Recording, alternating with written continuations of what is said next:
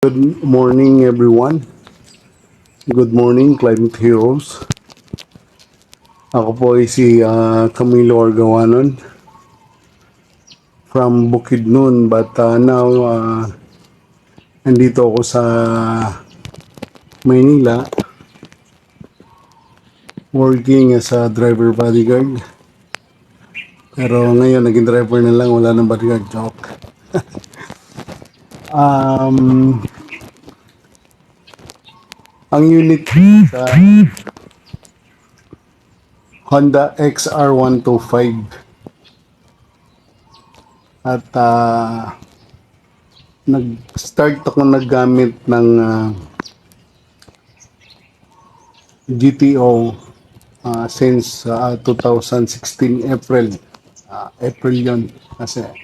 Pero before that, meron ako na-meet before sa isang charity rides. Charity event. At saka defensive driving event na nag-sponsor sila nung doon ko nakita yung GTO. And then, nakagamit ako noon. Okay, maganda siya. Kaso lang, hindi na continuous kasi hindi ko alam kung saan ako bibili uli. Hindi ko na ano yung, ano na yun, mga nagpo-promote before. So, it was 2014. So, nung 2016, meron rin ako isang kaibigan sa Grow na taga Summer. Isa ring Climate Heroes. Siya ang ano sa akin kasi isa siya sa stake sa atan ng GTO sa area ng Tacloban, Summer Leyte. So, nag-meet kami, nalagyan ko ng GTO yung aking Honda XR. Sabi nating second time kasi nakagamit ako before pero di nga na-continuous. So, nasubukan ko siya kung gaano siya kaganda dahil long ride ang aking ginagawa. Nagkaroon kami ng Philippine Loop from Manila, Visayas to Mindanao dahil ako po ay taga Bukidnon. So, dinalaw ang pamilya. So, kasama ang aking mga kaibigan, nagkaroon kami ng Philippine Loop.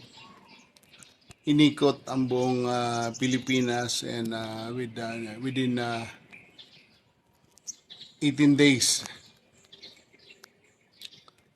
So, doon ko na-prove na super ganda at napakano yung product ng GTO at ako'y nagpapasalamat kay Pres Roderick dahil napakagaling na product ang na-invento niya para sa hindi lang sa motor kung hindi sa lahat ng sasakyan, sa lahat ng makina na gumagamit ng langis. Doon ko na-experience yung napaka-smooth itakbo, lalo na pag straight ride namin from Kabangkalan to Dumaguete. Napakagandang daan doon. So tumatakbo kami ng 80 to sa 70 kph. Napakaganda gamitin, smooth. Parang sabi nga ng mga kasamahan ko before, ba't ang motor mo is parang walang tunog? Napaka-smooth talaga, guys. Galing. Fuel consumption, prove ko yung savings na 30% to 40%. Talaga na ano ko yan. Kasi kumbaga nakuha ko yung benefits na yon sa GTO. Totally nakasave ako. Save sa So, papakita ko sa inyo guys yung aking motor. Ito ang aking motor.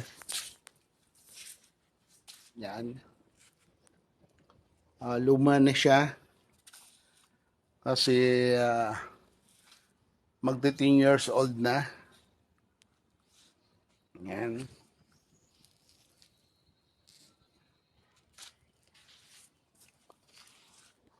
Pero nabuksan ko siya guys.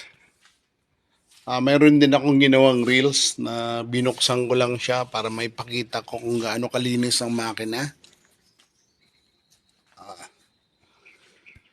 At saka last week, meron din akong pinalitan dito sa gasket. So, na-open ko yung head. So, kahit ang mga mekaniko nagtatanong sa akin kung anong langis na ginagamit ko. Dahil super linis. May nakatabi ako doon na Rider 150 na binuksan. Nagtataka siya kung bakit ganun kalinis ang motor ko sa loob ng makina. Yung labas lang madumi. Walang linis-linis. Joke. So guys, ma-recommend ko talaga siya na gamitin nating lahat kasi hindi lang siya sa makina kung makaano tayo ng mga benefits. Hindi lang dun sa makina natin kung hindi sa climate. Kasi yung usok, yung carbon dioxide na hindi nilalabas ng ating mga sasakyan.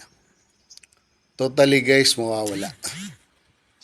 Ako, meron naman ako mga kasamahan dito na gumagamit din ng GTO. Masabi talaga nila na the best ang product. Supposed to be dapat i-endorse natin ng lahat. Suportahan ng government para doon sa sinasabi ngayon na climate change. Yun. Bakit hindi? Bakit hindi natin suportaan? Suportaan natin yung Pinoy product na napakaganda para sa mga sasakyan. So guys, yun lang. See you in the road as a climate heroes. Thank you and goodbye. Bye-bye.